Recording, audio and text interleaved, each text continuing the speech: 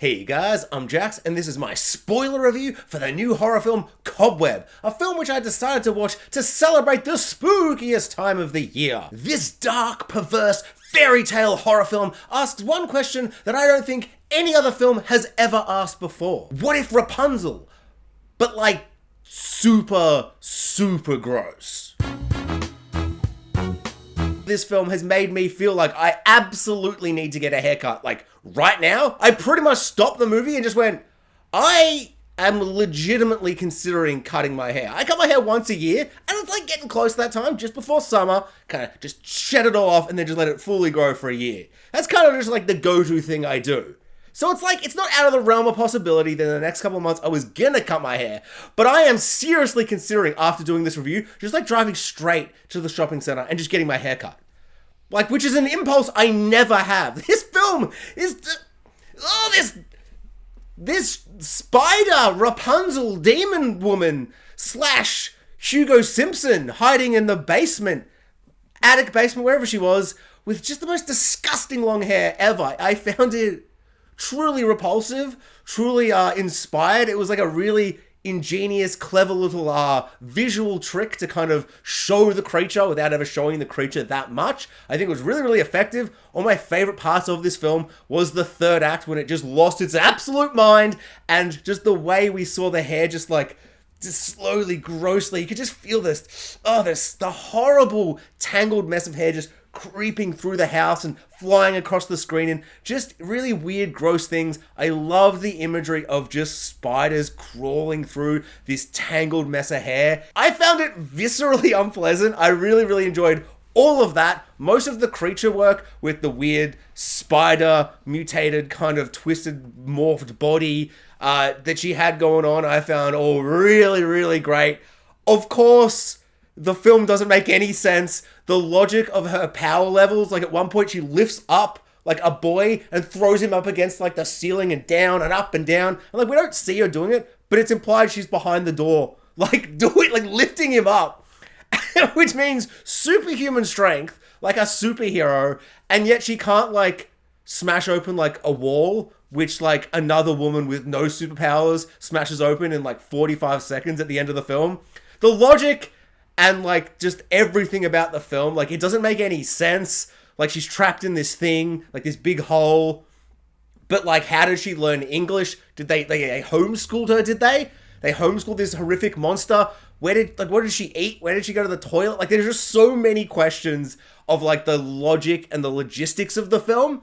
But I found the mood and the atmosphere and the absolute bonkers, just like murder spree mayhem that happened in the last act, and the way it was shot. I love some of the use of shadows and lighting. And there was some really interesting and fun visuals. I loved hiding the monsters for so very long. Right when we see the face at the end, it looked a little CGI to me, just because everything felt so practical and real and kind of scary in a fun way, where I'm like, oh, that's creepy, but kind of, I'm like enjoying it. I'm not like genuinely scared and gonna have nightmares. But then at the end, it kind of lost me a little bit. Her like big cheesy grin and the big eyes. I'm kind of like, she looks like a little bit like Alita Battle Angel, big eyes. The grin kind of doesn't terrify me as much. Whereas like that first moment when he like opens the door and we don't like fully like you know it's going to be some kind of monster, and the film's called COBWEB. So I'm like, is she going to be like half human, half spider somehow for some reason? Like that. I didn't really expect them to go so far into the half spider thing, which I just loved. Why is she like that? How did she get these superhuman abilities? It's hot nonsense. It's ridiculous. I loved it. So funny and silly and dumb. Sometimes I just want to embrace madness like this. I definitely feel like it's going to be a film where at that turning point where he opens the door and it's not just a trapped girl and she's the monster, you're going to be like, that's too far. Whereas I really like that in that moment where you just see the little, like she's got like nocturnal eyes and they kind of glow in the dark like a cat's does or whatever. And it's like those little 2 yellow dots and the smile before you fully see anything. Terrifying. Like, that was the one moment where I'm like, that is genuinely horrifying. And then he runs away and you don't really see anything for a little bit.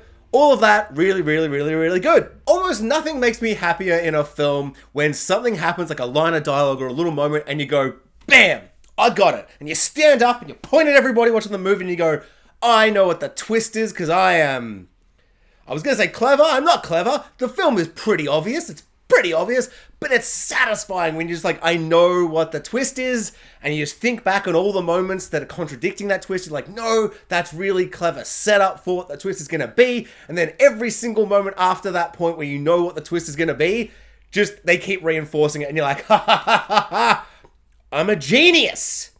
And this is the only situation in the entire world, in my entire life, I can say I am a genius, because in every other regard, a simpleton, a very simple man with a simple brain. And that, of course, is the twist that the parents, who are overtly sinister and absolutely terrifying and brilliantly casting Homelander as the dad, so immediately when he's not like straight out of the bat just evil when like the movie starts, you're like, okay, so the twist will be that he's evil because you've cast Homelander.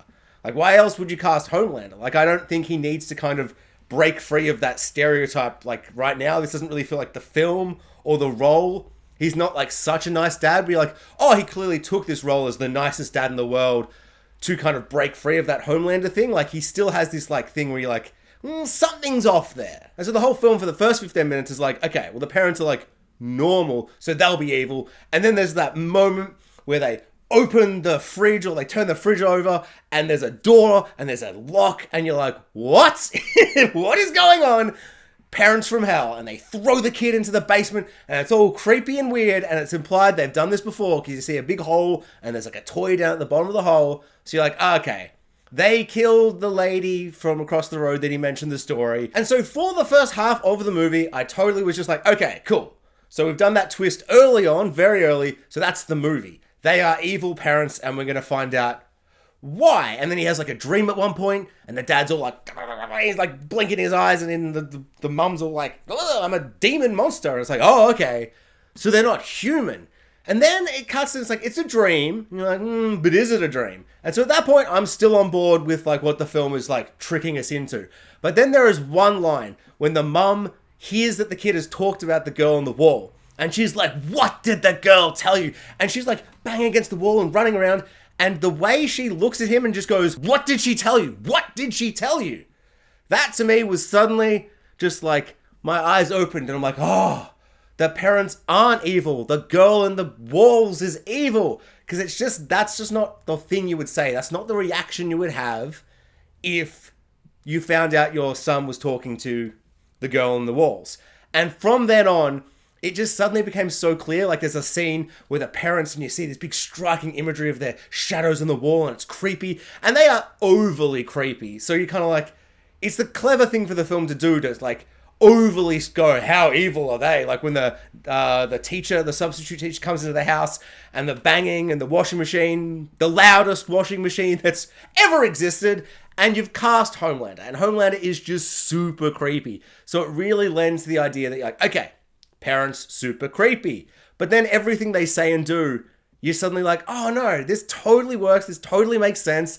There's like that one little line where she's like, we gotta like do something. We can't keep postponing this. We've got to like come up with like a permanent solution to this. And it's like, because the evil girl in the basement killed the girl across the road or whatever.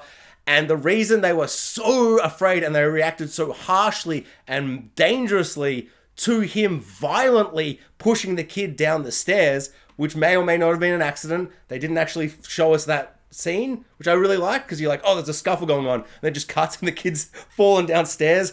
Really clever little way to kind of hide the stunts and the practical needing to throw a kid down some stairs. Really clever.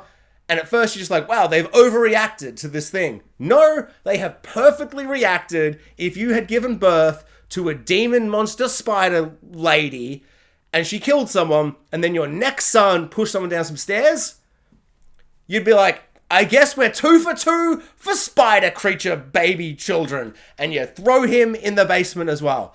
And so like their overreaction and them being evil is suddenly, it's just so much clearer and so much cleverer. And I just love that, because as you're realizing this to yourself going, they're not evil. He poisons them. He kills them. That moment with the soup may be the funniest, unintentionally funny moment ever.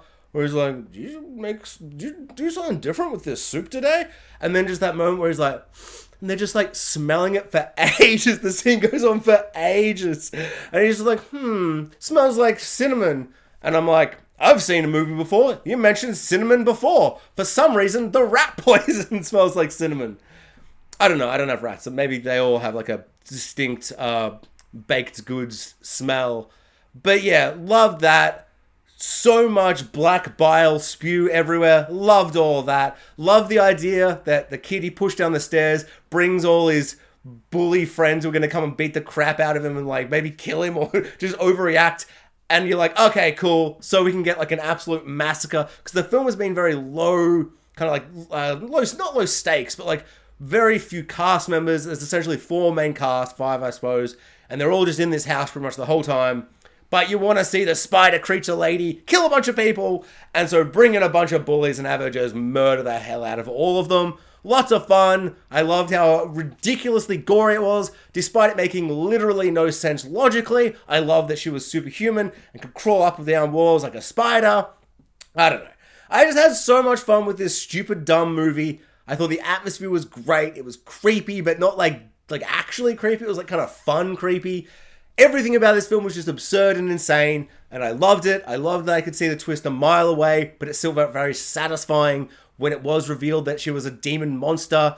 I love the idea that this demon monster has been like schooled enough by homeschooling, presumably, that she's not only learned English, but she's learned how to like, she's like, okay, if I'm going to manipulate this like my brother, I've got to talk in a nice soft voice. And then as soon as I reveal myself, I'll talk the way I usually do. It's just absurd and ridiculous and it's dumb. I also absolutely love the idea that this film is very aware that it's just Rapunzel but super gross and creepy. Like this woman is trapped in, instead of like the top of a tower, she's at the bottom of like a basement cellar that's like the opposite of a tower, this big long hole, and she's got big long gross Rapunzel hair. Rapunzel but super gross. And there is literally a moment where our hero, instead of like the sexy prince climbing up to save Rapunzel using the hair, he like uses evil gross Rapunzel's hair to climb his way out of the hole to defeat Rapunzel, evil Rapunzel, using her gross hair. It's genius. It's just like the fairy tale but twisted with a bunch of other hot nonsense. Yeah, what a stupid movie. I loved it.